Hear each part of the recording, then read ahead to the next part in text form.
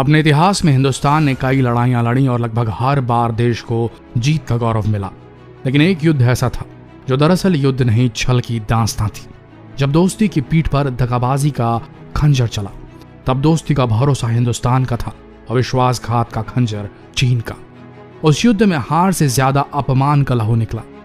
22 अक्टूबर 1962 प्रधानमंत्री जवाहरलाल नेहरू राष्ट्र के नाम संदेश में छल की कहानी सुना रहे थे, जिसके वो खुद एक लेखक भी थे, किरदार भी और आखिरकार छल के शिकार भी। और उनके साथ ही छला गया था पूरा भारत। जब आधा हिंदुस्तान सो रहा था, उस वक्त विश्वासघात और छल की एक पटकथा लिखी जा रही थी। चीन ने भारत पर सुनियोजित हमला किया। अरुणाचल से लेकर चीन की सेना ने न सिर्फ सीमा रेखा लांघी, बल्कि दोस्ती के नाम पर भी घात किया था। आजादी के बाद भारत जिस देश को अपना सबसे करीबी मान रहा था, उसने ही भारत को युद्ध भूमि में ललकारा था। 1947 में भारत को आजादी मिली और उसके ठीक 2 साल बाद यानी 1949 में माओ त्से तुंग के नेतृत्व में साम्यवादी दल ने 1 अक्टूबर 1949 को चीनी लोक गणराज्य पीपल्स रिपब्लिक ऑफ चाइना की स्थापना की। आजादी के बाद से ही दोनों देशों में मित्रता वाले संबंध थे। जब चीन दुनिया में अलग थलग पड़ गया था, उस समय भी भारत चीन के साथ खड़ा था। जापान के साथ किसी वार्ता में भारत सिर्फ इस वजह से शामिल नहीं हुआ क्योंकि चीन आमंत्रित नहीं हुआ करता था। इतिहास के हवाले से कई दावे ऐसे भी हैं कि जवाहरलाल नेहरू की गलती की वजह से भारत ने संयुक्त राष्ट्र के सुरक्षा परिषद की स्थायी सदस्यता ठुकरा दी और अपनी जगह यह स्थान चीन को दे दिया। पूर्व प्रधानमंत्री जवाहरलाल नेहरू ने हिंदी चीनी भाई भाई का नारा दिया, मगर 1959 में दलाई लामा के भारत में शरण लेने के बाद दोनों देशों के संबंधों में तनाव आने लगे। यही भारत चीन युद्ध की एक वजह बना। आइए जानते हैं वो क्या वजह थी जिसकी वजह से 1962 का युद्ध आखिरकार हुआ था।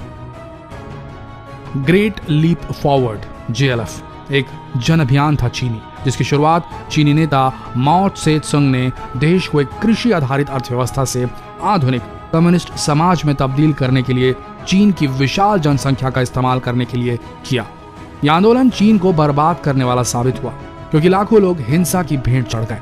इससे माओ त्से तुंग की देश की सत्ताधारी communist party of China CPC के सर्वोच्च नेता के तौर पर स्थिति बेहद कमजोर हो गई और इसीलिए उन्होंने कई व्यवहारिक मुद्दों पर से नियंत्रण खो दिया चीन में।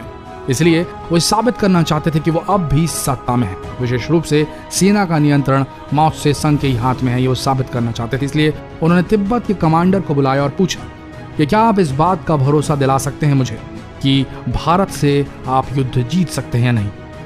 झांग गुओ हुआ तिब्बत रेजिमेंट के तत्कालीन PLA कमांडर थे। कमांडर ने कहा, हाँ माओ त्से, हम युद्ध आसानी से जीत सकते हैं। तब माओ त्से तुंग ने कहा, आगे बढ़ो और इसे अंजाम दो। इसका उद्देश्य ये प्रदर्शित करना था कि सेना पर उनका व्यक्तिगत नियंत्रण है, इसलिए इसका भारत चीन सीमा विवाद से बहुत कम ही लेना देना था। युद्ध के शुरू होने तक भारत को पूरा भरोसा था कि युद्ध शुरू नहीं होगा। इस वजह से भारत की ओर से तैयारी नहीं की गई। यही सोचकर युद्ध क्षेत्र में भारत ने सैनिकों की सिर्फ 2 टुकड़ियों को तैनात किया, जबकि चीन की वहां 3 रेजिमेंट्स तैनात थी। चीनी सैनिकों ने भारत के टेलीफोन लाइंस तक काट दिए थे। इससे भारतीय सैनिकों के लिए अपने मुख्यालयों से संपर्क करना मुश्किल हो गया था। भारतीय सेना इस हमले के लिए तैयार नहीं थी।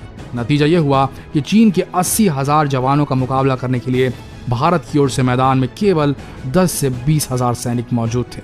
ये युद्ध पूरे 1 महीने चला, जब तक कि 21 नवंबर 1962 को चीन ने युद्ध विराम की घोषणा नहीं करती। भारत की हार के पीछे केवल ये कारण नहीं था, कारण कुछ और भी थे और उनकी तफ्तीश अभी बाकी थी। सवाल ये थे, क्या तय थी 1962 में चीन के हाथों भारत की हार?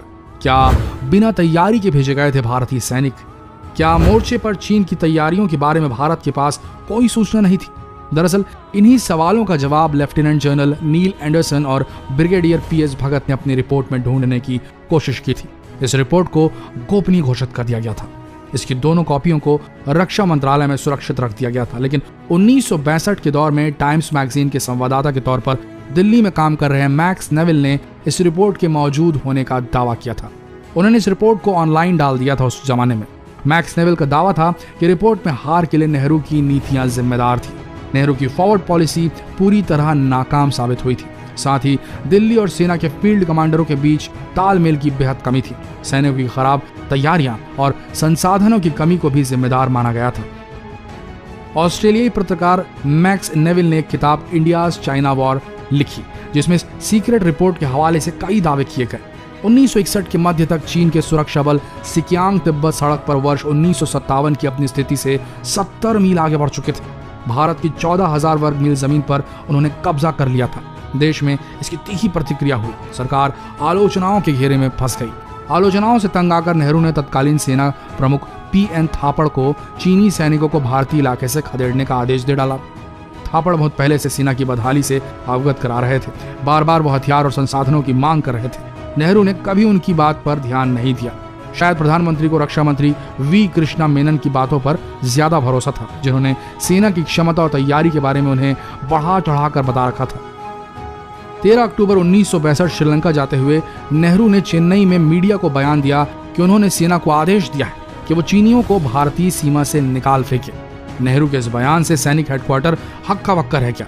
जब सेना प्रमुख थापड़ ने रक्षा मंत्री से इस बारे में पूछा हड़बड़ाकर, तब उनका जवाब था कि प्रधानमंत्री का बयान राजनीतिक स्टेटमेंट है। इसका अर्थ है कि कार्रवाई 10 दिन में भी की जा सकती है, 100 दिन में भी की जा सकती है और 1000 दिन से भी ज्यादा लग सकते हैं। लेकिन नेहरू के स्टेटमेंट के 8 दिन बाद चीनियों ने आक्रमण कर दिया।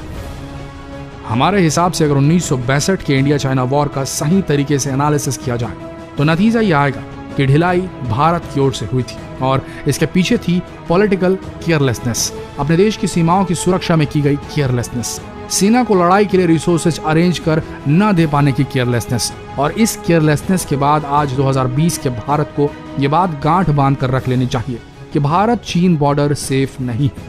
130 करोड़ लोगों का देश है भारत। अगर देश के 10% लोग भी इनकम टैक्स अदा करते हैं तो भारत सरकार को ये सोचना चाहिए कि इस रकम का एक भाग इस्तेमाल कर सबसे पहले इंडिया चाइना बॉर्डर पर एक दीवार या एक फेंस बनाई जाए और ये तय हो जाए कि इसके आगे चीनी सैनिक अब कभी आगे नहीं बढ़ेंगे। नहीं तो जब फिर से किसी भी प्रकार की केयरलेसनेस होगी, राजनीतिक हो या कुछ और, तो फिर ड्रैगन सेंध मारेगा देश में। आप सबका इस विषय में क्या कहना है, जरूर कमेंट करके बताएं और ये सवाल पूछिए देश की जनता से कि क्या देश के बॉर्डर्स पूरी तरह सिक्योर नहीं किए जा सकते? टैक्स के पैसों का एक भाग, केवल 1 साल का भाग लगाकर इसे ठीक नहीं किया जा सकता? शेयर करें ये वीडियो और जवाब मांगे जनता से। अभी शेयर कीजिए। धन्यवाद।